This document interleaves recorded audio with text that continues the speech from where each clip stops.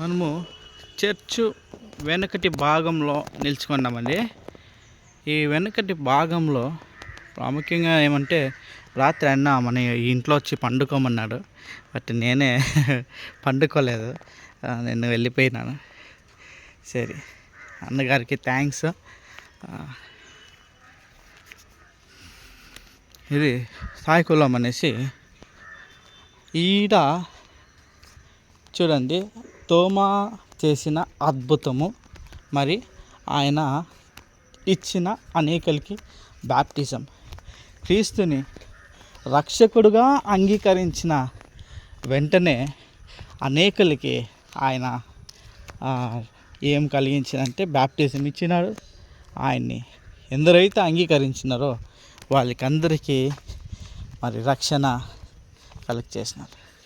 హల్లెలూయా, క్రీస్తు రక్షణ. ఈ నీటి బావి ఆయన వాడుకునేవారంట ఆ టైంలో. చూడండి, ఇంకాను ఈ నీటి బావిలో నీళ్ళు ఊరుతూనే ఉండదు. హల్లెలూయా. అనేకులు ఈ సంఘంకి డొనేట్ చేయడం జరిగింది. మరి ఇంత క్లీన్గా కట్టాలంటే ఒకరి చేతి కాదు కదండి. అనేకులు మరి సహాయం అందించి ఇలాగా కట్టడం జరిగింది. చూడండి, హల్లెలూయా, ప్రైజ్ లార్డ్. దేవుని మహా కృపను బట్టి ఆయనకి నిండు వందనాలు, కృతజ్ఞతలు చెల్లిస్తున్నాను. బాప్టిజం ఇవ్వడం జరిగింది. ఇదే కులంలో ఆ టైంలో ఇలాంటి మన ఇండియన్స్, మనోళ్ళు, మన కేరళ ప్రాంతంలో ఉన్న వాళ్ళు ఆశ్చర్యమైన క్రియను, తోమా చేసిన ఆశ్చర్యమైన క్రియ అంటే నీళ్ళు తీసి ఆయన పైనకి చల్లడం, ఆ పైన ఇంకా ఆ నీళ్ళు కిందకి రాకోకుండా కొంతసేపు అక్కడ నిలవడం చూసి అనేకులు ఇది ఎలాగ సాధ్యము, ఇది అసాధ్యము కదా, నీళ్ళని పైనకి చల్లితే క్రింద రావడము అసాధ్యమే, ఇలాంటి కార్యం ఎట్లప్పా చేసేకి అవుతుంది అనేసి ఆశ్చర్యం పని.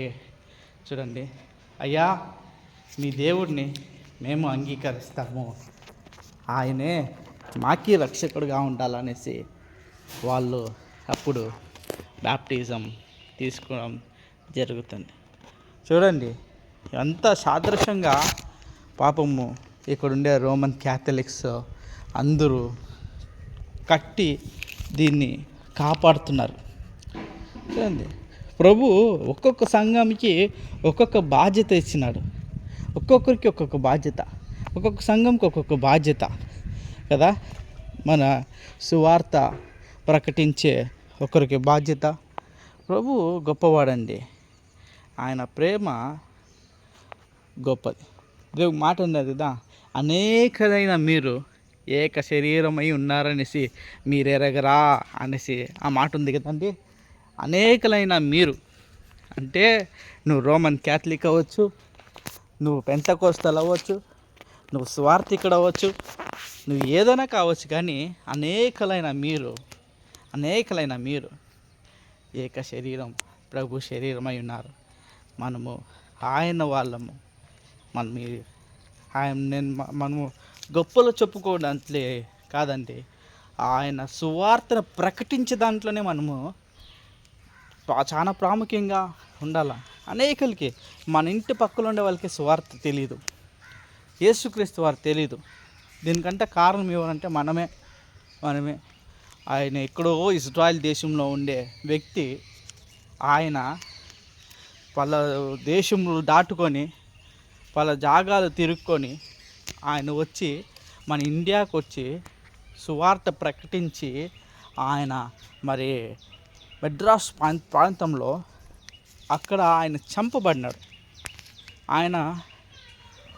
ఆయన్ని బల్లెము ప్రభు అయిన యేసుక్రీస్తు సువార్తని తీసుకొని వచ్చిన తోమాని బల్లెంతో చంపబడిన అంటే పొడిసి ఆయన్ని చంపవేయడం జరిగింది. చూడండి,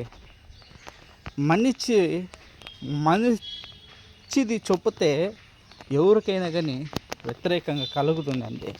ఆ కాలంలో ఆయన తోమాకు కూడా వ్యతిరేకం కలిగింది. హల్లెలూయా. ఆ వ్యతిరేకం కలిగింది.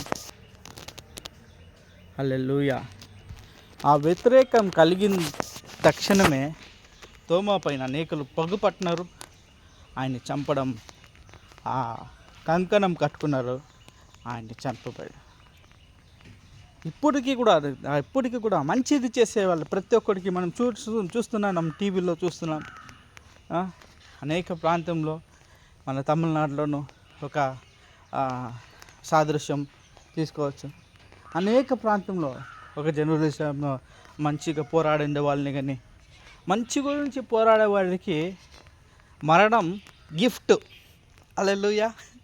ఎస్, మంచి పోరాడి తిని నా పరుగు తుదముట్టించింది తిని అనేసి పౌలు చెప్తారు కదండి. ఆయన అలాంటి పోరాడి మన పరుగు తుదముట్టించేయాలి. సో చావైనా రాని, మరి ఏదైనా రాని, దానికి భయపడుకోకుండా చూడండి. వెనక ఇంకా వచ్చేవాళ్ళు తోమాకి తెలియలేదంటారా? వెనక దాముకుండే వాళ్ళు తోమాకి తెలియదు అనుకున్నారా? కాదు, తోమాకి తెలుసు. ఏమండి, ఆయన సువార్త ప్రకటించేటప్పుడు ఏనుగులు ఉన్నాయి కదండి. ఈ ఏనుగులు సైలెంట్గా ముట్టికాలు వేసుకొని కూర్చునేదంట నీలకలంలో. అలాంటి తోమా గారికి తెలుసు.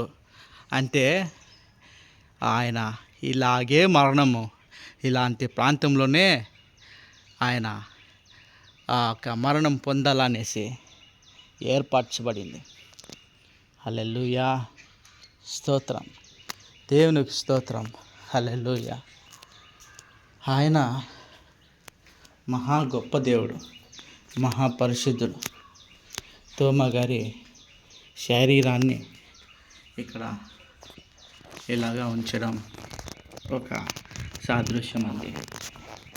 చూడండి, బైబిల్లో అన్నిటి ఇది మలయాళమే కదా, రైట్. ప్రియులారా, నేనేం చెప్పేకి ఆశపడుతున్నానంటే, క్రీస్తునందు నీ ప్రయాసము వ్యర్థము కానీయకు. ఏదో కొంచెం పోరాడినాము చాలు, ఇంకా దీనిపై నేను ఏం చేసే కావదు అనేసి మనం అనుకుంటాం ఒక సమయంలో. అయితే ప్రభువైన యేసుక్రీస్తు వారు చెప్తారు కదా, నీ ప్రయాసము ఎప్పటికీ వ్యర్థం కాదు. నువ్వు పడిన ప్రయాసం ఎప్పటికీ వ్యర్థం కాదు. ఎప్పటికీ వ్యర్థం కాదంటే ఎప్పుడంటే క్రీస్తులో నువ్వు ఉండి గెలవాలండి. ఆయన మరణంని గెలిచిన మహానీయుడు. హల్లెలూయా. ఆయన సిలువ మరణము పొందినంతగా ఆయన తన సిలువ మరణము పొంది గెలిచిన మహాపరిశుద్ధుడు. చూడండి, తోమా కాదండి, అందరి శిష్యులు కూడా అనేకులు ప్రభు లేచినారు అనేసి మార్తాలు మరియాలు పోయి చెప్పినప్పుడు నమ్మలే. వీళ్ళేమో ఏమిటో చూసి వచ్చేసి ఏమో మాట్లాడుతున్నారు అనుకున్నారు. అంటే మేము ప్రభుని చూసాము, ఆయన సజీవుడిగా లేచినాడు, ఆయన అక్కడ లేడు అన్నప్పుడు అప్పుడు వాళ్ళు తిరిగి వెళ్ళిపోయి చూడడం జరుగుతుంది, ప్రత్యక్షం జరుగుతుంది.